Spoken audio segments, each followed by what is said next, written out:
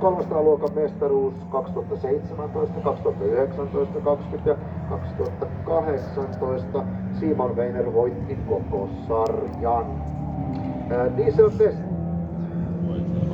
Sammutek, Povo sekä mulla on mahdollisuus harrastaa tätä sekä se hyvä fiilis, mitä saa tai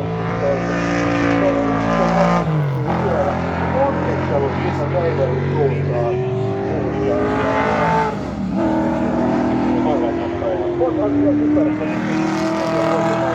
On Brexit Lover moottori siellä, vaikka nelivaihteinen välitetty luokkari mukainen loota löytyy Angliasta. Ja nyt mentiin sieltä sitten hetkinen ykkös, kakkos, kolmos paikalta suoraan. Ja tuonne suoraan päähän ajamaan.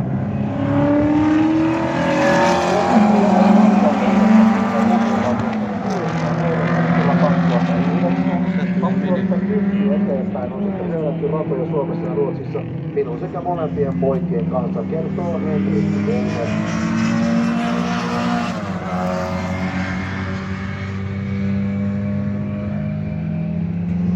Kasi 3 sitten, missä menee MGT, Totin 800 Viktor Van Nuuden, 23-vuotias lentoratti, tehoa 130 hevosvoimaa, kuutiokilometriä tuossa moottorissa 809 kuutiota, ja näin lähdetään sitten uudelle kierrokselle tuolla Matti Kuusla, eli tuolla autolla, tuon auton ensimmäinen omistaja Matti Kuusla, kolmas Suomeen tuotu MGP.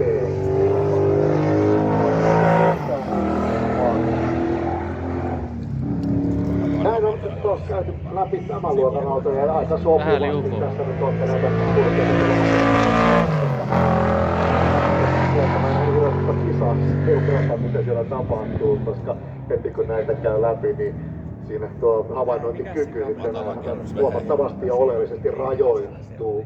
Kuten koska aiemmin sanoin, niin vaikka kun mä katson papereihin, niin toinen kun mä heitin, jakautua. Jyri Rekonen menee siinä ja Rekonen on nyt kolmospaikalla. Siellä valitettavasti Henri Pesonen joutui estämään pyykkien kehään ja on se armoton tuo taistelu. Kokonaisuudessa kakkos, kolmos, nelos. Se on kutospaikka taistelu. Siinä on siinä tällainen.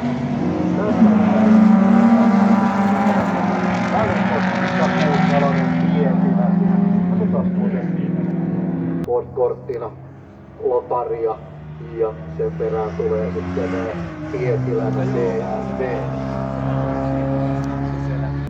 Laittaa se kake sieltä Blaupunktista soimaan ja kaikessa rauhassa kurvailla siellä Raippaluodan kauniiseen maailmanperintökohteeseen luonnon maisemiin ja tulla siihen Vaasan torille. Mutta nyt tullaan maaliin ja Jani Turunen ottaa siitä voiton. Ja toiseksi tulee sieltä Raimo Keskeli.